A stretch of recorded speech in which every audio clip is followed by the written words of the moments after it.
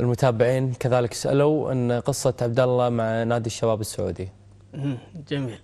قصتي مع نادي الشباب عشقي لهذا الكيان، عشقي لجمهور هذا الكيان، جمهور الشباب، جمهور شيخ الأندية اللي أكلهم وأودهم واحترمهم، وعسى الله يصبرنا هذا الموسم لأن نمر في طيحات شوي في رئاسة الأمير. تحرص على متابعة مبارياتهم؟ جدا جدا، ولا طوف ولا مباراة، حتى أحرص على تعاقدات اللاعبين وإدارة الفريق، كل شيء عارفه ولله الحمد. لكن اشمعنى هالنادي؟ ليش هالنادي؟ لأنه شيخ وما يتابعه إلا شيوخ مثلي بس.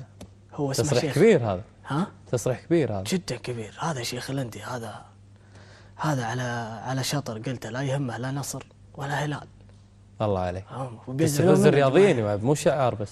جدا. أنا لي بيتين، لا يهمه نصر ولا لا يهمه لا نصر ولا هلال. عقب ما خذينا كاس الملك عبد الله حفظ الله، كنت الدوري السابق الدوري السعودي كان ماخذه النصر، فقلت بيتين اعتبروها استفزازية بينما نعتبرها جدا واقعية.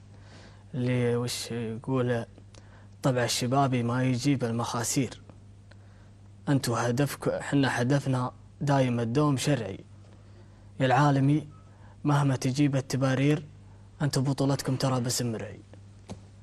ومرعي هذا حكم أهداهم بطولة دوري، أسأل الله يهنيهم إن شاء الله. قاعد تستفز الجمهور، جمهور العالمي يعني جمهور النصر جمهور كبير ما استفزاز هذا. ونعم فيهم كلهم، بس تحمل الرد، لازم تحمل ما عندي مشكلة، بس جمهور الشباب خط أحمر بالنسبة لي ما أرضى عليه.